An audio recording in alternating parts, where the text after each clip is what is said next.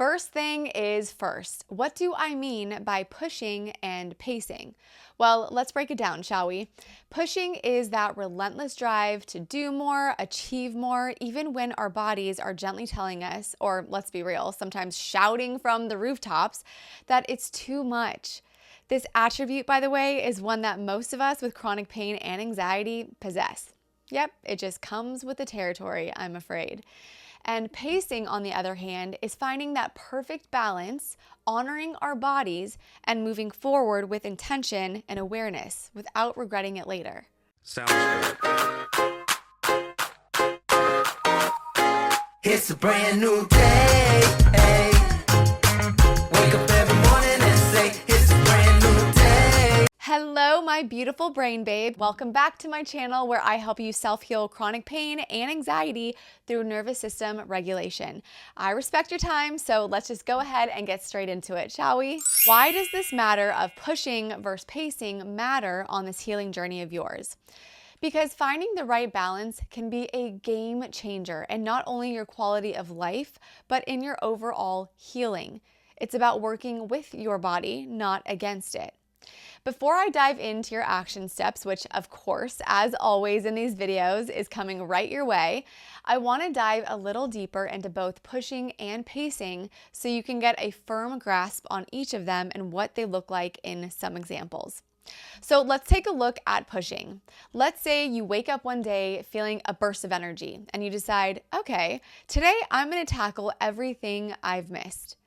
You push through tasks, maybe even push through pain, and by the evening, you're left feeling utterly drained, and most likely your symptoms have been exacerbated times 100. You know exactly what I'm talking about, don't you? Why, dear Lord, do we do this to ourselves? Well, because we're human. There's a term for this outcome, by the way, and it's called post-exertional malaise, which, as I said, makes your health, symptoms, and healing process much worse. Now, the thing is, pushing might give you a temporary sense of accomplishment, but it often comes at a cost. It can lead to burnout, setbacks, and sometimes more symptoms. I know, it's like, shouldn't I be receiving an award for pushing? Shouldn't I be getting some sort of medal? Nope. The only gift one might receive is the gift of laying in bed for hours or even days, which, let's be real, when you're in pain, it's no gift at all. A lump of coal in your stocking, maybe? I don't know. I had to throw it out there. It's Christmas. Now, let's take a closer look at our friend, our ally. Maybe let's call him Santa Claus since we're on the Christmas theme. Which reminds me, I should have named pushing Scrooge or the Grinch. Pacing is about listening to your body, really taking the time to tune in and listen to what it needs. It's recognizing that healing is not a sprint, it's a marathon. Pacing allows you to make progress while respecting your body's limits. Look at it like planting seeds in a garden. You water them, you nurture them, and then you let them grow at their own pace. It's a gentle, steady approach that acknowledges the importance of sustainability in your healing journey. Hey friend, sorry to interrupt. Just a quick friendly reminder to ask if you're enjoying this video. If so, please be sure to hit that subscribe button and click the bell notification so you can continue to invite healing into your world. That's all. Okay, what I know you're here for, the action steps. And since you now know your goal is to pace, right? Always pace, pace, pace. I think if I ever got a tattoo, I think it might say pace. Let's get into how you can actually pace. Step 1. As stated earlier, regularly check in with yourself. How are you feeling physically, emotionally, mentally? This awareness will form the foundation of pacing for you. To really grasp where you're at, rate your symptoms on a scale of 1 to 10. If you're at a 1 to 3, then you know you can handle more throughout your day. But this is when you need to really look at yourself as an individual. What does that look like for you? Just because someone else might be able to, say, run a mile around the block at a 1 to a 3 doesn't mean that it's right for you. So write this down so you can refer back to it. What does your 1 to 3 scale threshold look like for you?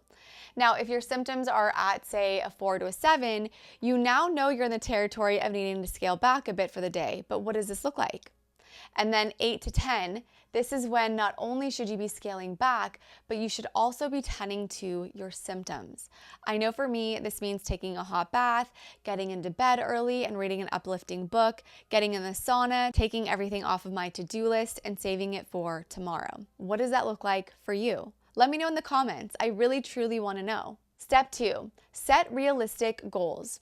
Break down your tasks into smaller, manageable goals. This not only makes them less overwhelming, but also allows for a more gradual and sustainable progress. I became the queen of all queens when it came to breaking my goals down. And oh, did it help me.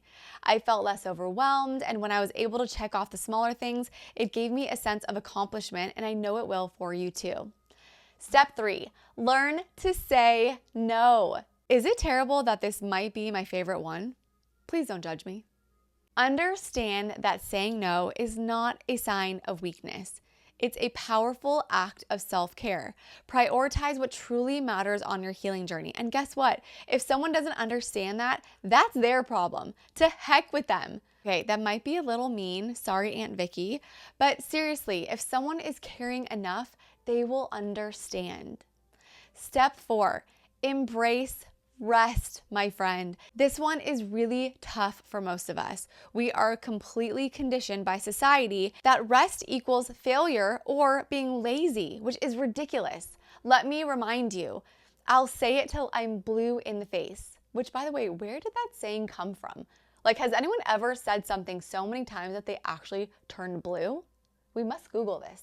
Our brains are 10,000 years old, yet our society is evolving at astronomical rates, and it's why we've seen such a profound uprise in chronic pain, autoimmune, depression, anxiety, and the list goes on. Remember, just because something has become normal does not mean it is right. Rest is not a sign of defeat. It's a crucial component of healing. So allow yourself guilt-free moments of rest to recharge and rejuvenate, my friend. I'm giving you the gift of this knowledge so you can give yourself the gift of implementing it. See, it's Christmas. Gifts for everyone. Before I let you go, I have the most incredible news. Although coaching my clients one-on-one has brought me so much joy, I am officially launching my very first online course called Freedom from Chronic Illness. I am putting everything I have learned, implemented, and experienced in the last 6 years into an 8-week A to Z course teaching you how to self-heal chronic pain, illness symptoms, and anxiety through nervous system regulation. To enroll, click the link in the notes, and I cannot wait to see you there. If you like this video, please be sure to hit that subscribe button. Although this channel is new, I don't ever plan on putting a stop to these videos because helping you heal is truly my biggest passion in life. And the more that you subscribe, the more people can be helped. You can also hit the bell notification so you can be notified when my next video comes out. Thanks so much for watching. I'll see you next week. Happy, healthy healing. Bye.